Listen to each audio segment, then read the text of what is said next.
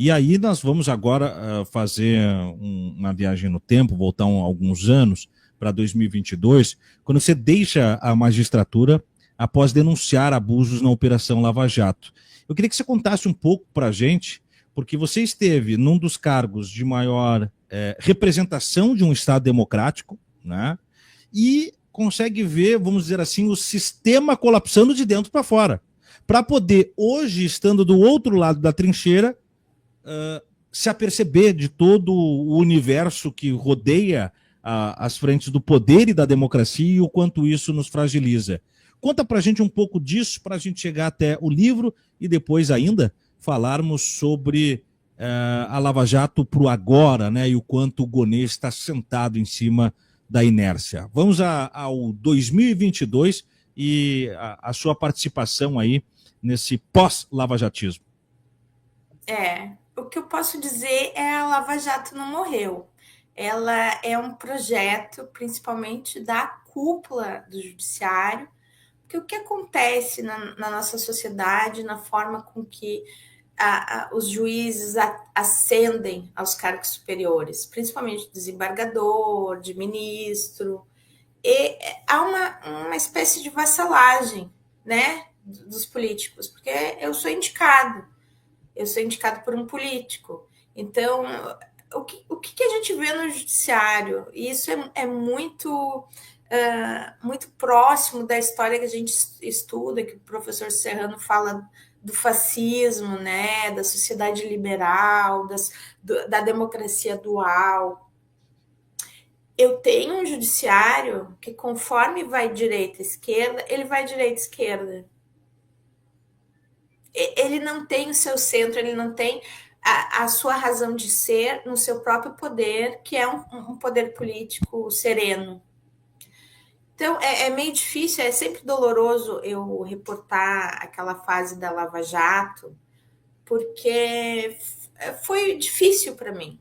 Pouquíssimos juízes lá dentro da Justiça de Curitiba levantaram a voz para dizer que tudo aquilo estava errado. Era um grande circo cada vez que ia o presidente Lula, José Dirceu, várias pessoas de uma cúpula de poder que eles queriam, na verdade, dominar e eliminar. Isso era o grande projeto. Só que o seguinte, eu, quando sou juiz, eu tenho a minha autoridade. Eu tenho uma autoridade, uma autoridade constitucional. Quando eu faço alguma coisa, até eu, no início, achava que o Moro, a Gabriela, todos aqueles procuradores, Deltan principalmente, estavam agindo dentro da legalidade. Mas o que eu começo a ver, principalmente nos meus plantões? Que tudo é feito de forma muito errada. Habeas corpus eram escondidos, fases eram escondidas. Eu mesmo liberei uma pessoa e o meu documento foi apagado pela diretora na época. E daí tudo isso acontece, você fica meio atônito no começo pensando, não, eles estão sob pressão, eu vou só reportar ao corregedor de uma forma mais leve, como, sei lá, um atabalhamento. A pessoa está atabalhoada e cometeu um erro. Né? Reportei primeira vez. Acho que até reportei para o que hoje desembargador Laraci, nem sabendo que ele era lavajatista. Mas daí isso começa a acontecer mais fortemente e você começa a ser atacado por todos os integrantes. No elevador, o Sérgio Moro me atacou violentamente, de modo que eu ali vislumbrei, não, isso não é normal. Isso pode ser uma organização criminosa, em tese, porque tudo é feito de forma errada, fora da processualidade, fora de tudo que a Constituição manda, de tudo que é um juiz deve ser. Né? Eu fui ameaçada, eu não tenho prova. Eu fui ameaçada, eu não tenho prova. Eu nunca denunciei porque eu não tenho prova, mas eu fui ameaçada. Quando eu fui ameaçada, eu retirei Isso dentro do elevador nesse episódio, Luciana? Oi? Você foi ameaçada dentro do elevador pelo Sérgio Moro, isso? Foi. Eu não tenho prova. Porque vou pedir o quê? Vou pedir a gravação para uma pessoa que era, na época, o herói de toda Curitiba. Uhum. Quem era o diretor do foro, tanto uma mulher quanto o homem, que eram amigos leais à Lava Jato. Todo mundo era leal à Lava Jato. Inclusive meus funcionários. As minhas funcionárias corriam quando a gente voltava do almoço, estava o Sérgio Moro lá embaixo, corriam para tirar foto dele, para paparicar. Era assim, o que o Era Wilhelm uma Reich celebridade, Alexandre, fala. era tratado como celebridade. Sim, o Wilhelm Reich fala, né, na psicologia do fascismo, há uma obliteração. E eu tinha somente eu e o meu funcionário Ícaro.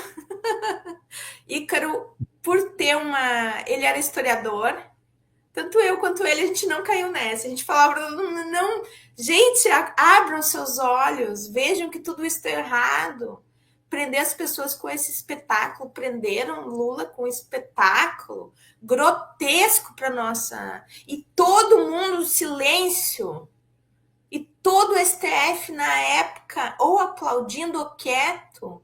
Depois, tudo bem, o STF fez uma enorme apologia, mas até hoje o TRF nunca pediu perdão pelo grotesco que submeteu a nossa democracia com aquela prisão do Lula, com todos aqueles procuradores de forma patética agredindo a nossa democracia. O que eu fiz?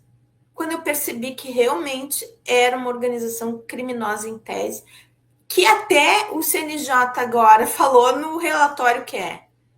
Eu reportei a 3 administrações de corregedores. 3 administrações, 2 anos cada um ficou. Aos juízes corregedores, dentre eles Loraci, que hoje é desembargador. E que depois, em 2019, o irmão dele foi ser o policial, o delegado policial-chefe de tudo. Foi o delegado policial que levou, que conduziu a prisão de Lula. Então você vê que tudo está muito concatenado. As pessoas certas estavam no lugar certo para fazer a eleição de Bolsonaro acontecer. É simplesmente isso. Que doideira. Isso Eu não sei se. aconteceu e Eu não foi sei se. por mão do TRF4, que hoje fica silente, quietinho, ainda perseguindo, porque App foi perseguido. Veio lá a Salise, que estava no CNJ, fazer a sessão quando não tinha jurisdição, conduziu o voto para afastar o Apio, e afastar de uma forma vexatória, tirando o computador, não deixando ele entrar na justiça. Toda essa forma vexatória que quase matou pessoas, e matou pessoas como canceler. Uhum. Tudo isso não foi pedido perdão, e mais, tudo isso está escondido embaixo do tapete do judiciário, porque tudo é muito feio. Quando sair tudo, quando alguém conseguir investigar que não sejam só os 6 bilhões que o CNJ investigou, que é uma parcela muito pequena, quando conseguir investigar a conduta das pessoas, a conduta das diretoras, a conduta dos funcionários da Justiça e do MPF, que apagavam coisas, que viram coisas criminosas e não falaram ainda, que viram pessoas dos Estados Unidos, de outra jurisdição, recebendo informação privilegiada para receber bilhões na Bolsa e no sistema judiciário americano, em detrimento do povo brasileiro, em detrimento de uma empresa que é focal, que é estratégica para o Brasil, que é a Petrobras. Foi uma grande rapinagem. Isso que eu falo no meu livro. Na verdade, o fascismo não é uma ideologia política, é só para roubar. É uma grande rapinagem. Hoje mesmo saiu no New York Times aqui que uma das assessoras do Trump, aquela que é responsável pela segurança interna, que Uhum. vai toda vestidinha, ela é responsável pelo WISE, toda bem vestida, começou a embolsar verbas. Então, o fascismo é isso, gente, abram seu olho, o fascismo é para roubar mais livremente. Que espetáculo. Luciano, e até impactante algumas das suas percepções e revelações. Eu não sei se pela falta de provas ou por algum desconforto, e não quero te causar isso, mas não posso me furtar de fazer a pergunta. Se você não se sentir à vontade, a gente pode passar adiante. Mas o que foi que Moro lhe disse no elevador para te ameaçar? Você pode falar? Não posso falar porque eu não tenho provas. Uhum, Só digo para as pessoas, muita gente foi ameaçada assim, uhum, porque era uma grande, enorme quadrilha para rapinar o Brasil. uhum, E tanto que depois, o que fizeram os dois queridos? Pularam para a política, exato. lépidos e faceiros. E Uhum, mais, eu vi no meu gabinete os juízes entrando e dizendo que bom, agora a gente vai conseguir subsídio, a gente vai conseguir mais subsídio, a gente vai conseguir aumento de salário. É isso que um juiz federal pensa. Ele não pensa na democracia que ele tem, que ele jurou defender. 80, 90% pensa que bom que o Moro saiu aqui da magistratura depois de fazer essa confusão toda, essa baderna, colocar o Bolsonaro, porque a gente vai conseguir vários penduricalhos para o nosso salário. Eu uhum, não estou dizendo que o juiz não deve ganhar bem. Eu só estou dizendo que o objetivo final de um juiz deve ser preservar os valores constitucionais, e dentre eles a, a lisura do Poder Judiciário, a modéstia do Poder Judiciário. Tudo isso, ninguém pediu desculpa. E o uhum. povo brasileiro está esquecendo. Por quê? Moro acabou de fazer o seu lançamento para governador. Vai ser Ao eleito, mesmo, será? ao Tá lá, passo que tá lá. Dallagnol estava no caminhão com Bolsonaro. Tem uma imagem aqui, ela é curtinha, mas os inelegíveis de mãos dadas, inclusive, ó. Lembrando, Dallagnol também está inelegível para 26, né? Mas esse É aqui a visão do inferno. isso aqui é o projeto material, né? Esse aqui é o projeto material do poder se destacava.